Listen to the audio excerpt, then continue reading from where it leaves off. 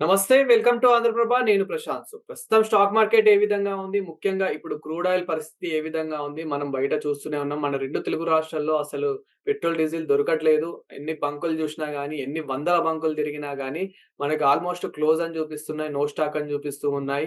ఇంకా ఆ queue line చూస్తూ ఉంటే అక్కడే మనకి టైం అంతా కేటాయించాల్సొస్తూ ఉంది.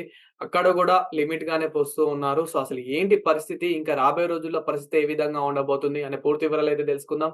దీని గురించైతే మాట్లాడేందుకు ప్రస్తుతం మనతో పాటు స్టాక్ మార్కెట్ అనలిస్ట్ రామచంద్రమూర్తి గారున్నారు. నమస్తే అండి. నమస్తే అండి.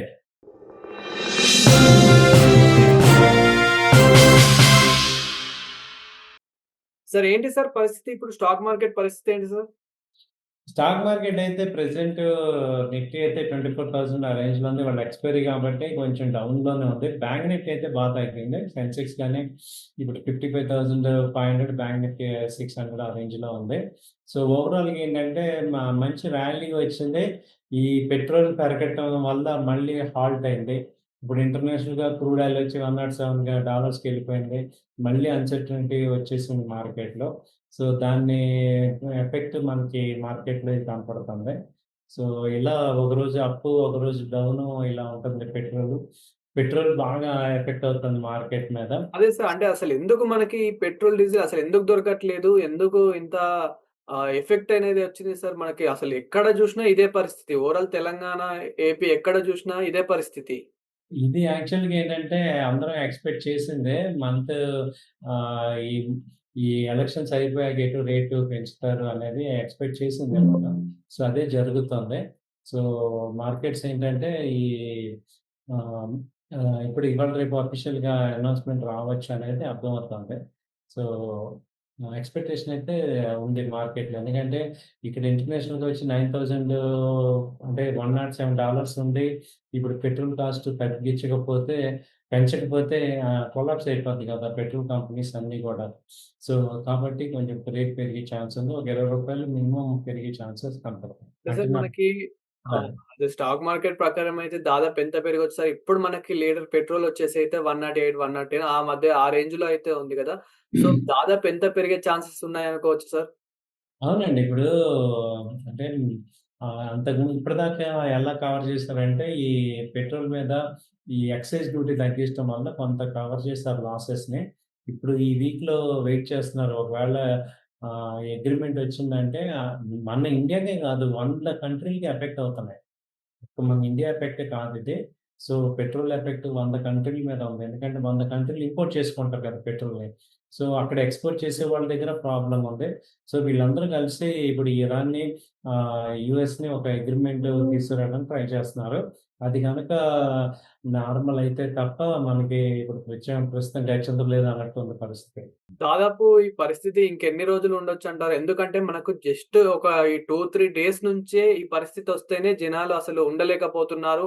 ఎక్కడికైనా ప్రయాణిద్దామన్నా గాని భయపడుతూ ఉన్నారు. ఒకవేళ మనము ఇతర ఏదైనా బస్‌లో గానివ్వండి, మెట్రోలలో గానివ్వండి, ఇలా ప్రయాణిద్దామన్నా గాని ఆ జనాలను చూసే భయమేస్తూ ఉంటుంది. సో, దానివల్ల ఇప్పుడు ఈ పరిస్థితి ఇంకెన్ని రోజులు కొనసాగుతుందనుకోవచ్చు? ఇప్పుడు ప్రెజెంట్ పెట్రోల్ పరిస్థితయితే ఈ 2, 3 రోజుల వరకు ఉండొచ్చండి. ఒకటి ఫస్ట్ వీక్‌లో తెలుస్తుంది విషయం ఏంటన్నది. సో, ఒక 1 వీక్ వరకు ఇలాగే ఉండొచ్చు. హైట్ ఉంది. సో, 1 వీక్ తర్వాత కొంత రిలీఫ్ వస్తుంది. గవర్నమెంట్ ఎక్కడ అఫీషియల్‌గా చెప్పట్లేదు ఏం జరుగుతుందనేది. బట్ ఇదైతే ఇంపాక్ట్ ఉంది. సో, వన్స్ వాళ్ళు రివీల్ చేస్తే తప్ప మనకి క్లారిటీ రాదు. ఇక స్టాక్ మార్కెట్ పరిస్థితి ఏంటి సార్? ఏ విధంగా ఉంది? ఇప్పుడు డౌన్‌లో ఉందా? లేదంటే ఎలా ఉంది సార్? స్టాక్ మార్కెట్ అయితే మంచి ర్యాలీ వచ్చిందండి. ఇప్పుడు 24,000 అంటే అంతకుముందు 22,000 నుంచి 2,000 పాయింట్స్ పెరిగింది. సో, 50% రికవరీ వచ్చింది. అయితే ఇక్కడేంటంటే మరి ఈ మళ్ళీ పెట్రోల్ అదే రేట్‌లో ఉండటం అనేది ఒక డేంజర్ సిగ్నల్. కాబట్టి ఏమవుతదంటే ఇవి సస్టైన్ అవ్వాలా లేదా ఏంటి అనేది ఇప్పుడు వెయిట్ అండ్ వాచ్ లాగా ఉన్నాయి. కొంత ప్రాఫిట్ అయితే బుకింగ్ చేస్తున్నాయి. కొంత డౌన్ ట్రెండ్ అయితే కనపడుతుంది. సో, ఇదైతే మార్కెట్‌లో కొంత డౌన్ ట్రెండ్ కనపడుతుంది. అదయ్యాక ఏంటనేది తెలిసింది. సో, ప్రెజెంట్ డౌన్ ట్రెండ్ ఉంది మార్కెట్‌లో. ఇప్పుడు స్టాక్ మార్కెట్‌లో ఇన్వెస్ట్‌మెంట్ చేసే వారికి ఇన్వెస్టర్స్‌కి ఏం చెప్తారు సార్? అంటే ఇది ఎలాంటి టైం అనుకోవచ్చు వారికి? ఇన్వెస్టర్స్‌కైతే ఇది ఒక రైట్ టైమే సార్. ఎందుకంటే మంచి క్వాలిటీ కంపెనీస్ చాలా తక్కువ రేట్‌లో వచ్చాయి కాబట్టి ఇదొక మంచి అట్రాక్టివ్ రేట్ ఉంది. సో, కాబట్టి మనకి ఇదొక మంచి అడ్వాంటేజ్ తీసుకోవచ్చు. అంతేగాని ఇదేమి భయపడి పారిపోవాల్సిన అవసరం లేదు. బట్ మంచి ఇన్వెస్టర్స్‌కైతే బెస్ట్ అన్నమాట. సో, ట్రేడర్స్ అయితే కొంచెం స్ట్రగుల్ అవుతున్నారు గానీ, ఇన్వెస్ట్‌మెంట్స్ ఆబ్జెక్టివ్స్ అందరికి కూడా మంచి బెస్ట్ రేట్స్ ఇయ్యి. సో, వాళ్ళు ఇన్వెస్ట్ చేసుకోవడానికి ఇంక మంచి టైం ఇది. ఇబ్బందేం లేదు. సో, అంటే క్వాలిటీ కంపెనీస్ మంచి స్టాక్స్ అన్నీ గూడా వచ్చాయి. ఇప్పుడు ఇరాన్ వార్ ఇవాళ కాకపోయినా రేపైనా ఒక 1 మంత్‌లో అది ఇటు తగ్గాల్సిందే. ఆ తర్వాత ర్యాలీ అయితే మనకొస్తుంది. ఈవెన్ ఫాల్ అయినా గానీ లాస్ట్ టైమ్ లో అనేది మనకు తెలుసు కాబట్టి అక్కడి వరకే ఫాల్ అవుతాయి. ఇబ్బంది లేదు. సో, ఇలా చేసుకోవచ్చు. సార్ ఇక్కడ మీరు అనాలిసిస్ చేసిన ప్రకారం అయితే యాస్ ఎ మార్కెట్ ప్రకారం మనకిక్కడ ఇప్పుడు స్టాక్ అనేది ఉందా సార్? పెట్రోల్ గాని అంటే మన క్రూడ్ ఆయిల్ అనేది కొంచెం స్టాక్ అనేది ఉందా మన భారత్‌లో? వాళ్ళు చెప్పటం ఏంటంటే ఇండియన్ పీపుల్ చెప్పటం ఏంటంటే దాదాపు 30 డేస్‌కి సరిపడా మా దగ్గర స్టాక్ ఉంది అంటున్నారు.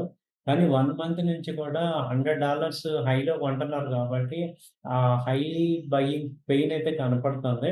ఇప్పుడు గవర్నమెంట్‌కి మొన్నటిదాకా ఎలక్షన్స్ అన్నీ ఒక ఓట్లొస్తాయి రావా అనే ఒక టెన్షన్ ఉండేది. ఇప్పుడు అది లేదు కాబట్టి వాళ్ళు పెంచే ఛాన్సెస్ కూడా ఛాన్స్ ఉంది. సో, దాన్నంతటి కూడా ఇప్పుడు షార్టేజ్ అని చెప్పి రేట్ పెంచడానికి వాళ్ళొక చేస్తున్నారనేది గూడా అనుకోవచ్చు. మరి ఏం జరుగుతుందో తెలీదు. బట్ ఔట్‌కమ్ అయితే ఒక 2, 3 రోజుల్లో తెలుస్తది మనకి. సో, మెయిన్ అయితే ఈ ఫ్లో అయితే తగ్గింది. సో, పెట్రోల్ అంతకుముందు ఉన్నంత ఇదిగా ఇప్పుడు లేదు. ఎందుకంటే రేట్ పెరిగింది కాబట్టి అక్కడ ఇది సప్లై కూడా తగ్గుతుందక్కడ.